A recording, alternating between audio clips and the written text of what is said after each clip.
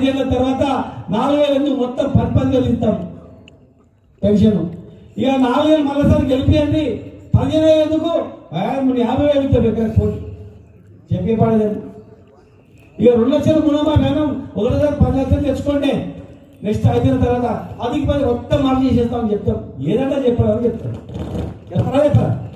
ఒకవేళ ఎలక్షన్లలో బీఆర్ఎస్ గెలిపించుకుంటే నమ్మక ద్రోహం చేస్తే, ఇచ్చిన మాట నెరవేర్చకపోతే, అబద్ధాలు చెప్తే ప్రజలు కర్రగాల్చి వాత పెడతారా, దిగుతారా, మనకు ఇబ్బందులు వస్తారా అని చెప్పి కనీసం కొత్త ఇవ్వకపోయినా ఉన్న 10,000 రైతు బంధు వస్తుంది, ఉన్న 2,000 పెన్షన్ వస్తుంది, ఉన్న కరెంట్ అన్న వస్తుంది తెలుసా.